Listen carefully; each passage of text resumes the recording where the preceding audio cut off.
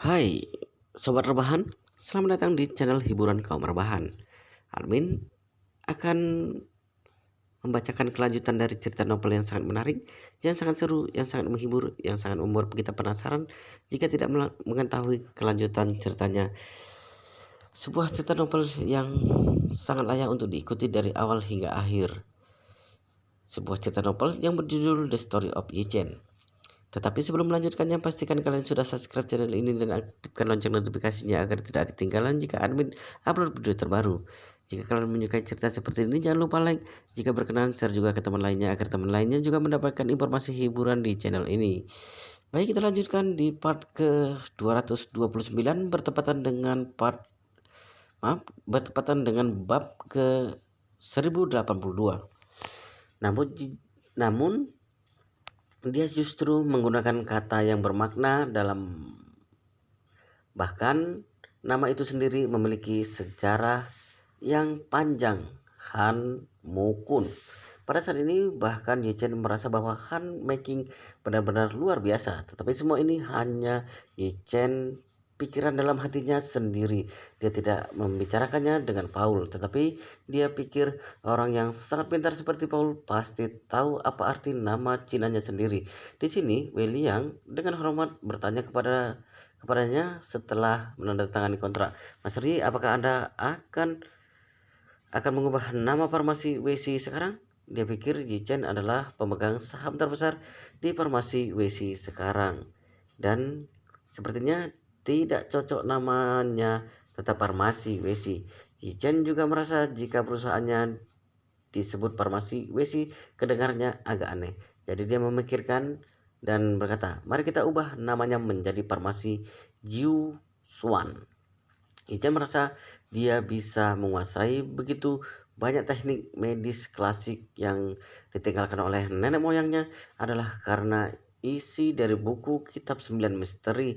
Jadi dia memberi nama perusahaan dengan sebutan farmasi Jiu Xuan, yang juga merupakan penghargaan dirinya untuk buku itu. William meskipun dia tidak tahu apa maksud kata Jiu Xuan, tetapi karena Master Yi telah mengatakannya, dia tidak akan memiliki pendapat apapun. Jadi dia segera berkata, Master Yi, saya akan mengajukan pertanyaan hari ini dan mendaftarkan merek dagang dengan nama farmasi Jiu Xuan.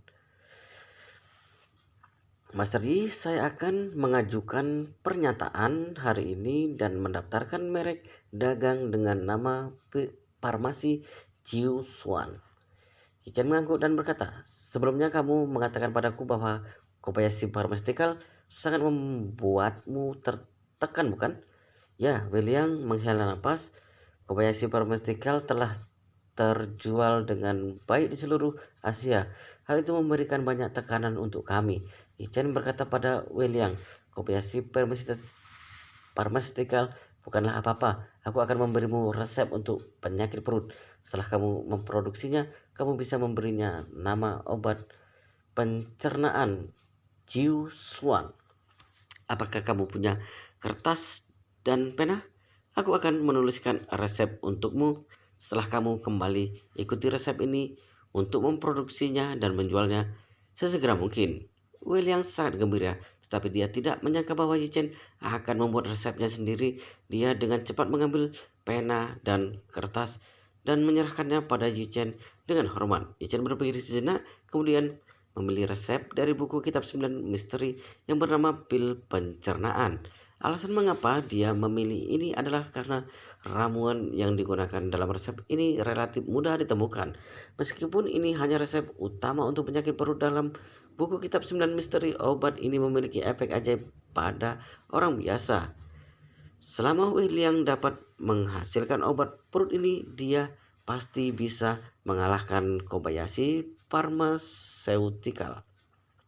Jadi Yichen menuliskan resep dan dosisnya lalu menyerahkannya pada William. William mengambil catatan itu dan melihat resep yang tertulis di atasnya. Dia terkejut. William juga mempelajari beberapa pengobatan tradisional Tiongkok dan juga mencoba menjelajahi resep kuno dinasti Han. Jadi dia memiliki pemahaman tentang resep tersebut. Namun melihat formula Yichen tampaknya ada banyak jenis obat herbal yang tidak ada hubungannya dengan pengobatan penyakit perut, jadi dia merasa sedikit bingung. Resep yang diambil Yichen berasal dari buku 9 misteri. Kitab 9 misteri adalah buku suci. Resep yang dapat dicatat di sini benar-benar menakjubkan. Orang biasa tidak dapat memahaminya karena di dalamnya benar-benar aneh. Meskipun Wei tidak dapat memahami resepnya, tetapi karena dia menganggap Yichen sebagai dewa, dia tidak berani meragukan Yichen sama sekali. Wei sangat menghargai resepnya dan bersiap untuk kembali mengatur produksi terlebih dahulu dan mencoba melihat seberapa efektif obatnya. Dia menyelesaikan kontrak dengan Paul dan meninggalkan farmasi Wei dengan sekarang menjadi farmasi Jiu Suan. Paul sangat menghormati Yichen yang sekarang berada di sampingnya. Dia pikir Yichen terlalu tidak terduga. Dia memberikan sebuah resep dengan asal dan mendapatkan perusahaan sebagai imbalannya.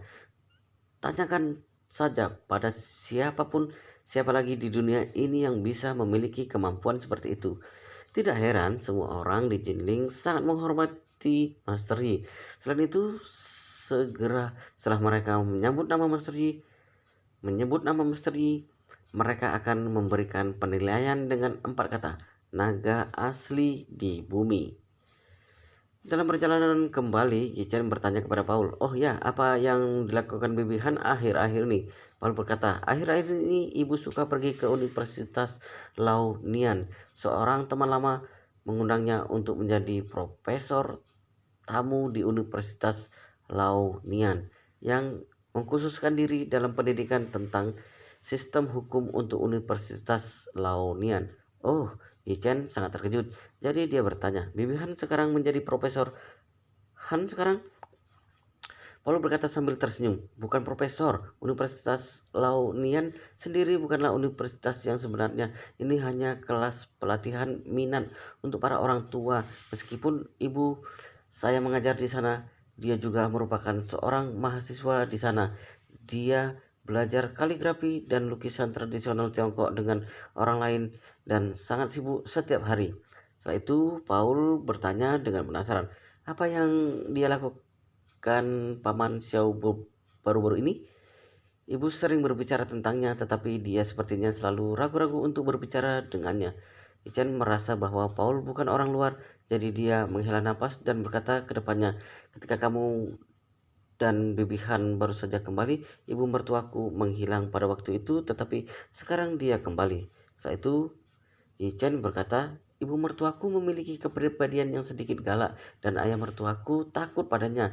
Jika ibu mertuaku tahu bahwa Bibi Han telah kembali, dia akan pergi menemui Bibi Han untuk mencari masalah. Jadi ayah mertuaku tidak berani menemui Bibi Han." Paul mengangguk dengan lembut dan berkata dengan emosional, "Sangat sulit bagi kita untuk ikut campur tangan dalam urusan orang tua kita."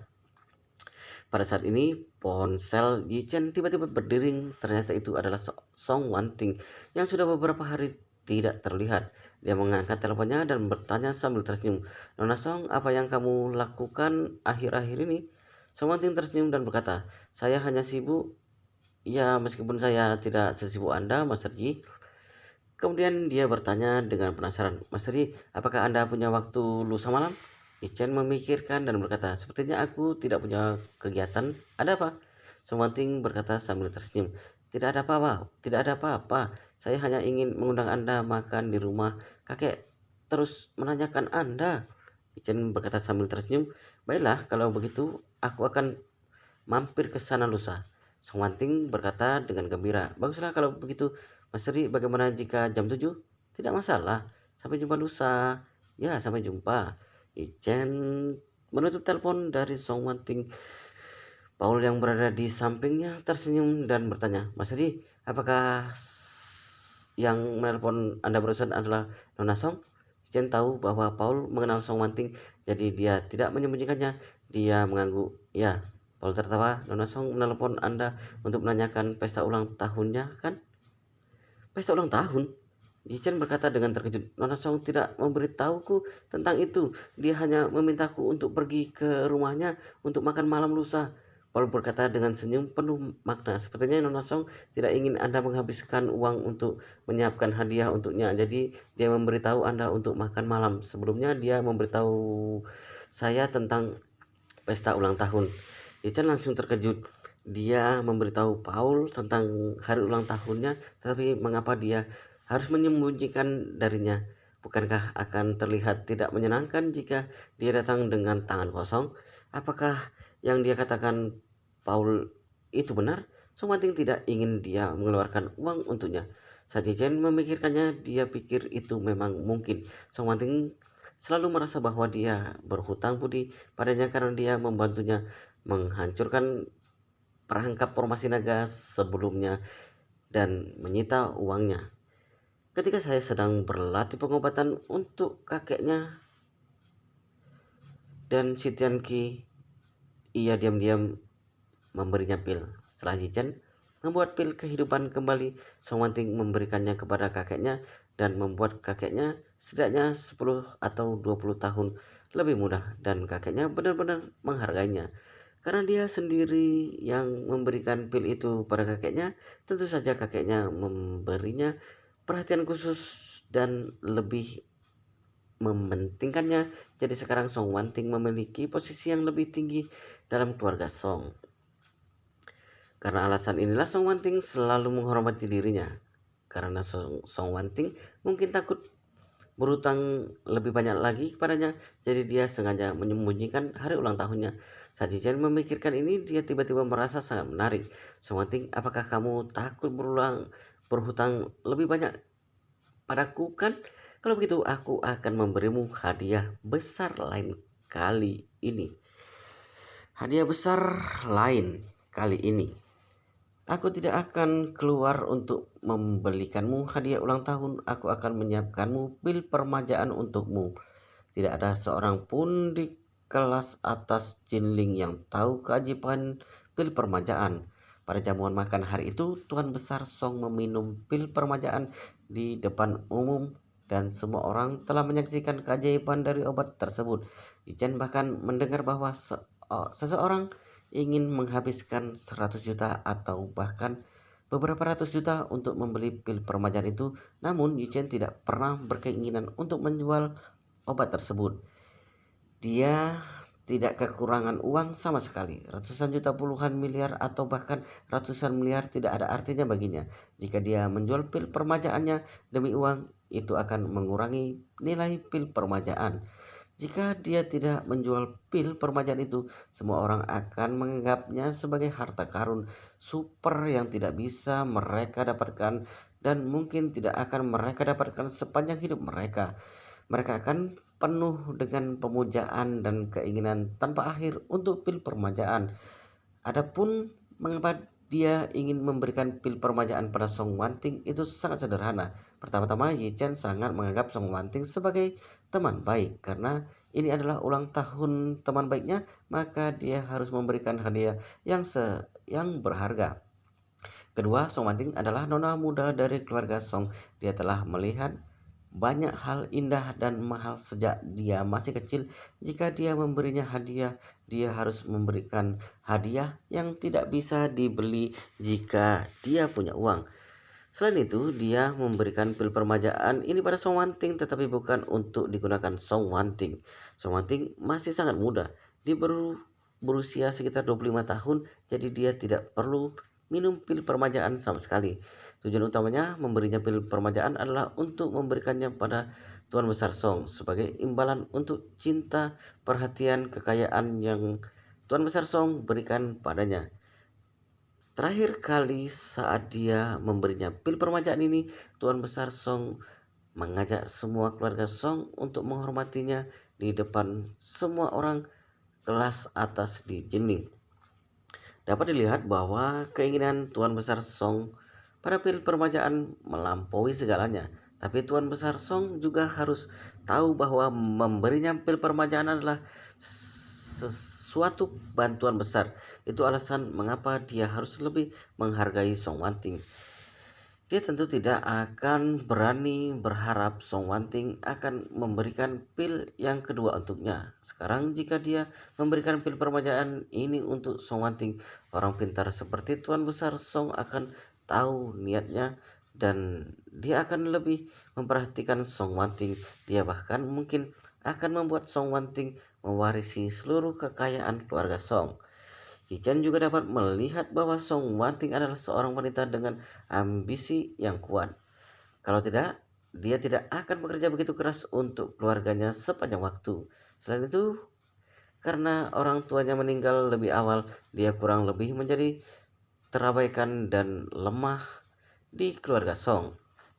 Dalam hal ini, mungkin sangat sulit untuk melawan perubahan dan berhasil mewarisi keluarga Song. Dalam hal ini, Yi Chen mungkin juga harus membantunya. Paul langsung pulang setelah dia mengantar Yi Chen ke Thompson kelas atas. Ketika Yi Chen kembali ke villa sendirian, ayah mertuanya Seo Chang Kun bergegas menghampirinya dan bertanya, "Menantu yang baik, saat kamu pergi dengan Paul, apa kamu bertemu Bibi Han?" Yi Chen berkata dengan lemas, "Ayah, aku pergi dengan Paul untuk melakukan bisnis. Bagaimana aku bisa bertemu Bibi Han?" Si Cangkun langsung menghela napas dan merasa sangat frustasi. Dia sangat merindukan handmaking akhir-akhir ini, tetapi Malan ada di rumah, jadi dia benar-benar tidak berani mengambil resiko untuk menemuinya. Jadi dia merasa sangat kecewa. Dia bertanya pada Jichen, apakah kamu sudah bertanya pada Paul tentang keadaan Bibi Han saat ini? Bagaimana kabarnya? Jichen berkata sambil tersenyum. Bibi Han pasti memiliki kehidupan yang baik-baik akhir ini. Paul berkata bahwa Bibi Han sekarang pergi ke Universitas Laonian untuk mengajar setiap hari. Dia tidak hanya mengajar tetapi juga belajar beberapa kaligrafi dan melukis dari orang lain. Dia sangat sibuk. Mendengar ini, Secangkun tiba-tiba menjadi cemas. Oh, mengapa dia pergi ke Universitas Laonian? Yichen bertanya dengan heran. Memang kenapa dengan Universitas Laonian? Bukankah Universitas Laonian adalah tempat yang tepat untuk orang tua?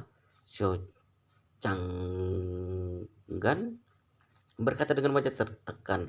Kamu tidak tahu bahwa ada banyak pria tua yang tidak memiliki istri di Universitas Laonian. Mereka adalah pria tua yang jahat. Kita tidak tahu mereka masuk ke sana untuk belajar atau mencari istri. Selain itu, dia berkata lagi dengan gugup, Bibi Han sangat cantik. Setelah orang-orang melihat, mereka akan terus memikirkannya. Ichen berkata sambil tersenyum, bisakah ayah menghentikan orang lain untuk memikirkannya? Seo Changkun menghela napas. Tidak, sekarang situasinya seperti ini benar-benar membuatku merasa tertekan dan ingin mati. Saat itu matanya tiba-tiba berbinar dan dia berkata, "Oh ya, kalau begitu aku akan pergi ke Universitas Laonian. Dengan cara ini, bukankah aku bisa bertemu Bibi Han?" Ichen bertanya kepadanya, "Ayah, tidak takut ibu tahu?" "Tidak masalah," si Cangkun berkata dengan serius. "Apa kamu tidak tahu wanita seperti apa ibumu? Dia adalah orang yang harga dirinya tinggi. Kamu tahu, dia lumpuh dan menggunakan kruk sekarang. Dia juga telah kehilangan dua gigi di depannya dan tidak bisa pergi untuk memperbaikinya untuk waktu yang lama. Apakah dia berani pergi ke tempat ramai sekarang? Dia harus memakai kacamata hitam dan masker ketika dia pergi berbelanja. Dia tidak akan berani pergi ke Universitas Laonian karena takut orang lain akan mengenalinya." Baiklah, Yichen mengangguk dan tidak banyak bicara lagi. Sebenarnya dia tidak terlalu peduli dengan ayah mertuanya dan handmaking.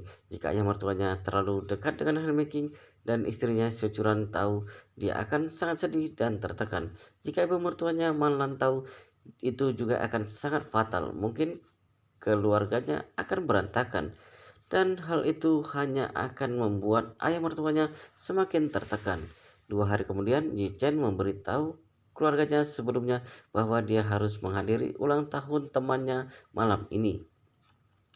Di sore hari, dia pergi jalan-jalan untuk membeli kotak hadiah mahoni dan kemudian memasukkan pil permajaan ke dalamnya. Setelah itu, dia meminta pemilik toko souvenir untuk membantunya mengemas kotak hadiah dengan hati-hati. Karena ini adalah hadiah ulang tahun, wajar jika dia ingin membungkusnya dengan baik. Karena Paul juga diundang, jadi dia menjemput Yichen dan pergi ke villa keluarga Song bersama. Pada hari ulang tahun Song Wanting, keluarga Song tidak menggunakan lampu atau hiasan apapun, tetapi membuat beberapa dekorasi yang modern dan hangat. Ketika Paul mengendarai mobil ke halaman, Yichen bahkan tidak bisa melihat bahwa ada dekorasi untuk pesta ulang tahun. Malam ini Song Wanting mengenakan gaun putih yang dibuat secara khusus. Gaun ini berbentuk tube top sehingga terlihat sangat seksi dan cantik, terutama tulang selang Song Wanting yang tidak hanya sangat kentara tetapi juga indah bentuknya, bahkan seorang wanita akan iri saat melihatnya. Banyak mobil mewah yang terparkir di halaman, sepertinya ada banyak tamu hari ini. Song Wanting awalnya menyapa para tamu di dalam, tetapi ketika dia mendengar bahwa Yi Chen ada di sini, dia bergegas keluar untuk menyambutnya. Saat Chen melihatnya, dia merasa sangat takjub. Dia sudah lama merasa bahwa penampilan dan sosok Song Wanting tidak kalah dengan istrinya securan. Bahkan Song Wanting terlahir sebagai bangsawan muda yang tidak dapat dibandingkan dengan istrinya. Bagaimanapun itu adalah nona muda dari keluarga kelas atas. Sejak kecil dia telah menjalani kehidupan yang mewah dan menerima ajaran etiket mulia yang sangat berbeda dari gadis-gadis biasa. Ketika Song Wanting melihat Yi Chen, dia langsung menghampirinya dengan antusias dan berkata, "Master Yi, Anda sudah tiba." Yi Chen tersenyum dan berkata, "Nona Song, mengapa kamu tidak memberi tahuku tentang hari ulang tahun sebelumnya? Mengapa kamu tidak memberitahuku tentang hari ulang tahunmu sebelumnya?" Song Wanting meminta maaf. "Master Yi, tolong jangan tersinggung. Wanting tidak memberitahu Anda karena saya takut Anda akan menyiapkan hadiah dan menghabiskan uang untuk Wanting." Yi Chen tertawa. "Sebenarnya tidak masalah jika aku harus mengeluarkan uang, bukankah kita berteman? Aku pasti akan memberimu hadiah untuk ulang tahunmu. Bahkan jika kamu tidak memberitahuku, aku akan menyiapkan hadiah untukmu." Setelah itu, Yi Chen mengambil kotak kecil yang berisi pil permajaan dari sakunya. Tapi kotak hadiah itu dikemas dengan sangat hati-hati, jadi tidak ada yang tahu apa isinya. Song Wanting merasa sangat gembira ketika dia melihat hadiah yang telah disiapkan Yi Chen untuk dirinya. Dia selalu sangat menyukai Yi Chen di dalam hatinya, dan itu juga merupakan hadiah ulang tahun pertama dari orang yang disukai. Tentu saja dia sangat bahagia. Jadi dia mengambil hadiah itu dan berkata kepada Yi Chen dengan penuh rasa terima kasih, "Master Yi, terima kasih banyak karena sudah menyiapkan hadiah untuk Wanting." Yi Chen tersenyum. "Ya, kamu tidak perlu sungkan." Kata-kata Yi Chen membuat hati Song Wanting meleleh. Paul yang ada di sebelahnya juga menyerahkan kotak hadiah padanya dan berkata sambil tersenyum, "Nona Song, selamat ulang tahun." Song Wanting memandang Paul dan bertanya sambil tersenyum, "Kamu pasti yang memberi tahu Master Yi bahwa aku berulang tahun hari ini kan?" "Ya," Paul tertawa. "Ketika kalian sedang berteleponan, aku sedang melakukan urusan bisnis bersamanya. Benarkah?" Song Wanting bertanya dengan heran. "Urusan bisnis apa yang kamu lakukan dengan Master Yi?" Paul tersenyum dan berkata, "Aku adalah pengacara Master Yi dan menjadi penasehat hukum sekarang." Yi yang berada di sampingnya tertawa dan berkata, "Pengacara gratis." Semanting bertanya dengan penasaran, "Master Yi, kenapa Anda memerlukan penasehat hukum? Apakah ada masalah?" "Tidak." Yi tersenyum dan berkata, "Aku baru saja mengambil sebuah perusahaan, jadi aku meminta Paul membantuku menangani masalah yang berhubungan dengan hukum."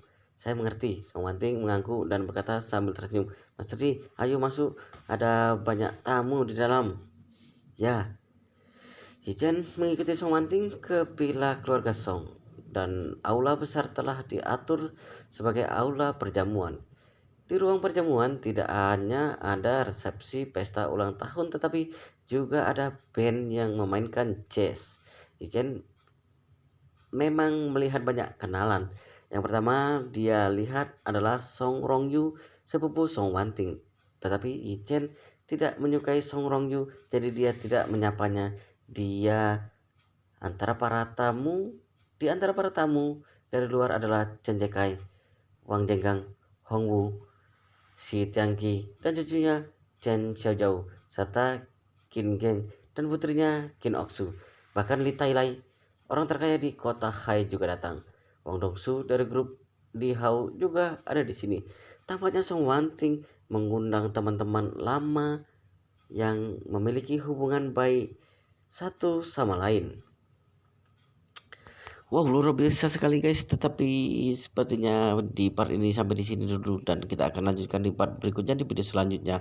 Pastikan kalian sudah subscribe channel ini dan aktifkan lonceng notifikasinya agar tidak ketinggalan jika admin upload video terbaru. Jika kalian menyukai cerita seperti ini jangan lupa like. Jika berkenan share juga ke teman kalian agar teman kalian mendapatkan informasi hiburan di channel ini. Oke, kita lanjutkan di part berikutnya di video selanjutnya.